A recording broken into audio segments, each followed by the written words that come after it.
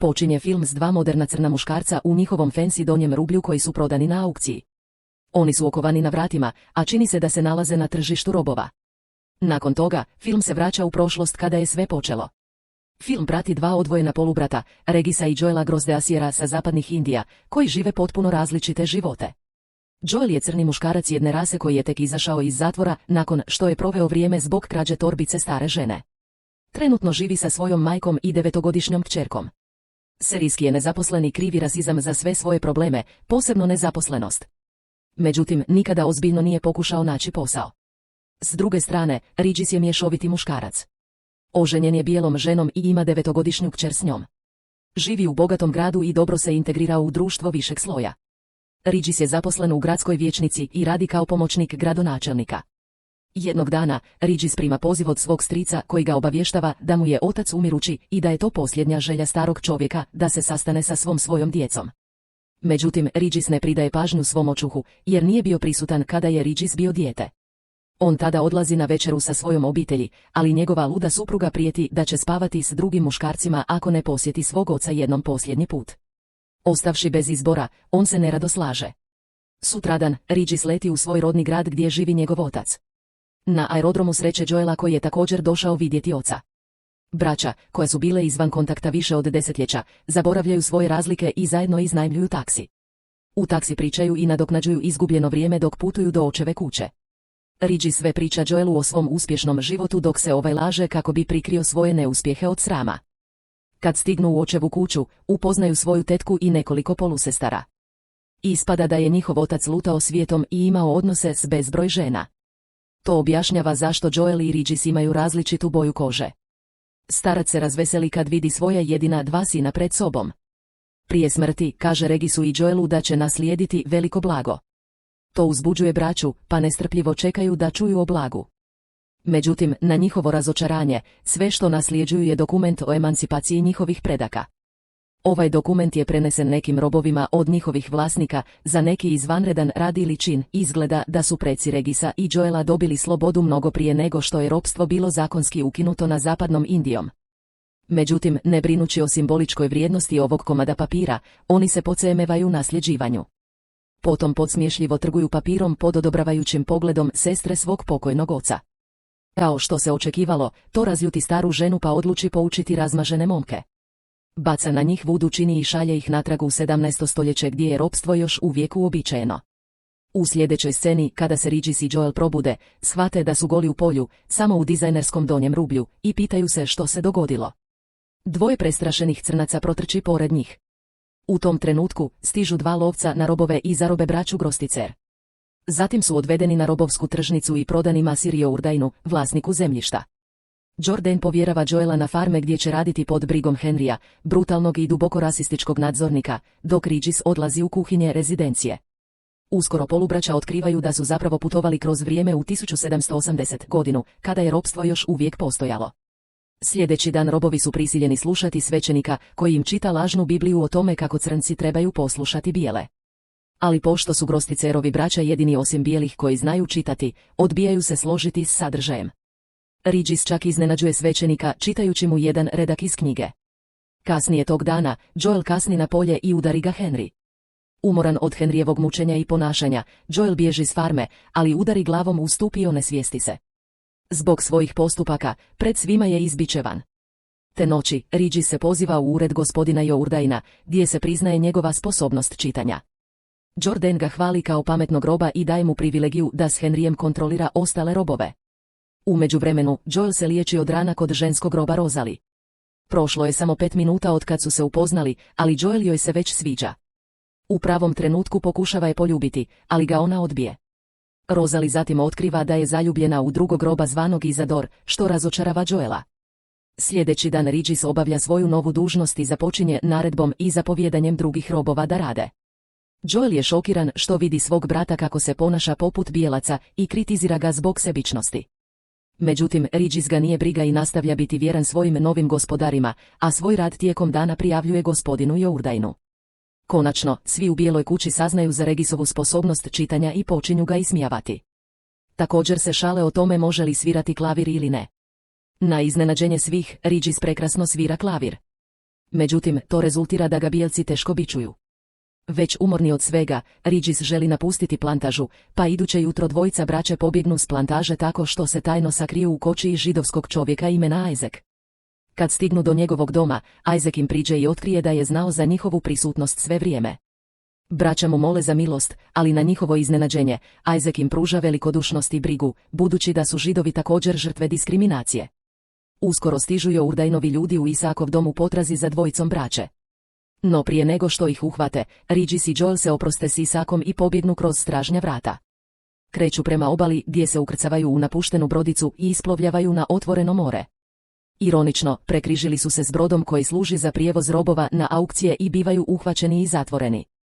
Na kraju, braća Groš Desire završavaju na istom tržištu robova gdje ih kupuju Jourdainovi ljudi. Srećom, na putu natrag do plantaže, braću spašava afričko pleme koje se zove Maroons. Ovdje se otkriva da su pripadnici plemena nekad bili robovi prije nego što su pobjegli od svojih vlasnika. Dvojica braće su dobrodošla u plemenu i počinju pjevati s vođom plemena. Međutim, Regis, koji je samoženjen bijelom djevojkom, odbija pjevati kada Maroonsi govore o ubijanju bijelaca. To plemenu izaziva bijes i brzo se okreću protiv braće.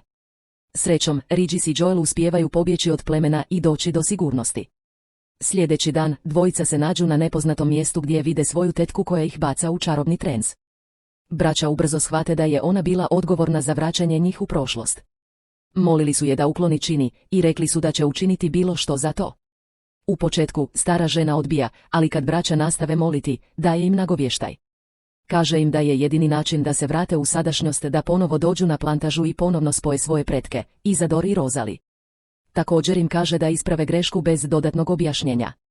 Vjerojatno se odnosi na Joela koji je pokušao flertovati sa svojom prabakom.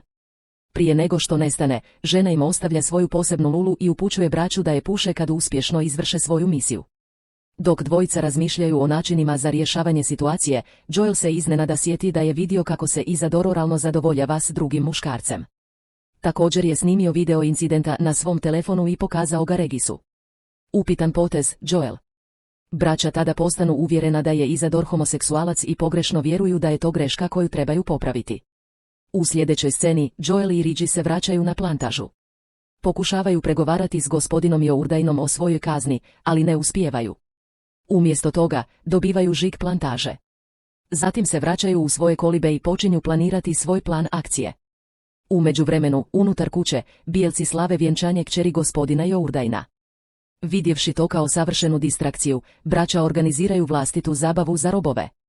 U tajnosti kradu bačvu ruma iz destilerije kako bi opili i potaknuli romansu između Izador i Rozali.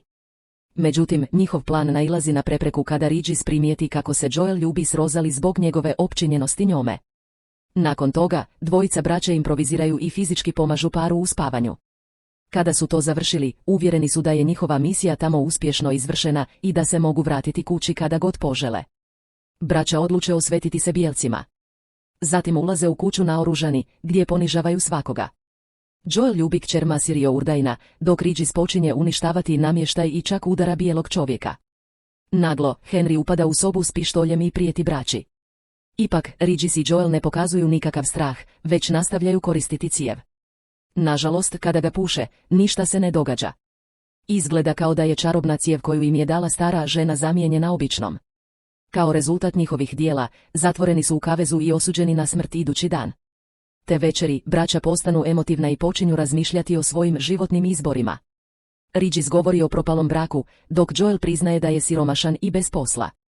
Nakon nekoliko sati, dok se braća i dalje sažaljevaju jedan drugog, Henry stiže i vodi ih na polje gdje bi trebali biti obješeni. Međutim, baš prije izvršenja, sin gospodina Jourdaina, Viktor, bježi u šumu jer ne može gledati taj prizor. Rozali trči za njim i uskoro otkriva da je upao u obližnju rijeku. Svi članovi obitelji panično trče prema mjestu, međutim Izador iskorištava uzbunu i spašava braću, pri tome onesvješćujući Henrya. Zatim im naređuje da pobjegnu za svoje živote, što oni i čine. Dok bježe, braća naiđu na Viktora koji se vuče niz struju. Bez razmišljanja, obojica skoče u opasnu rijeku, ali na iznenađenje Regisa, Joel ne zna plivati. To čini njegov zadatak još težim, ali nekako uspijeva spasiti oba brata i Viktora. Zahvalan braći što su spasili život njegovog sina, gospodin Jourdain ih oslobađa. Polubraća su također nagrađena istim dokumentom emancipacije koji im je dao pokojni otac. Međutim, umjesto da prihvate slobodu i nagradu, traže od gospodina Jourdaina da oslobodi Isidora i Rozali i da im uruči dokument. Gospodin nalazi taj zahtjev vrlo čudnim, ali ipak ga prihvaća. Braća su uspjela osloboditi Isidora i Rozali, ali još uvijek ne znaju gdje pronaći čarobnu cijev koja bi im pomogla da se vrate u moderno doba. Prošli su dani, a polako počinju prihvaćati da se možda nikada neće vratiti u svoje vrijeme. Jednog dana, Isidor i Rozali pozdravljaju braću i napuštaju plantažu s papirima. Kada ih dvojica gledaju kako odlaze iz daleka, Henry im prilazi i naređuje im da se vrate na posao. Henry tada izvlači svoju lulu i počinje pušiti. Kada pokuša poniziti braću pušeći im dim u lice, oni se iznenada nestaju, što izaziva Henryevo zaprepaštenje. To ukazuje na to da je Henry bio taj koji im je ukrao cijev. U sljedećoj sceni, braća se vraćaju u sadašnjost, gdje vide svoju tetku pored sebe. Kada vide da drži izvorni dokument u ruci, Regis i Joel osjećaju olakšanje.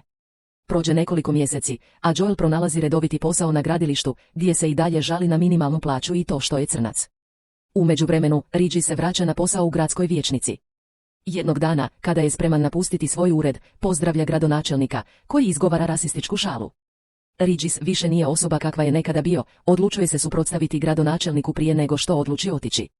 Scena se zatim prebacuje na Regisa i njegovu ženu, zajedno s Joelom i njegovom majkom, koji razgovaraju u Regisovom dnevnom boravku. Dvojica se slažu da im je avantura približila kao obitelj, ali svađa između njihovih kćeri dovodi do trgovanja dokumentom o emancipaciji. Film završava tako što se braća u panici trče prema svojim kćerima. Pretplatite se za više videa poput ovog, uključite obavijesti i ostavite like da pomognete kanalu. Hvala vam na gledanju.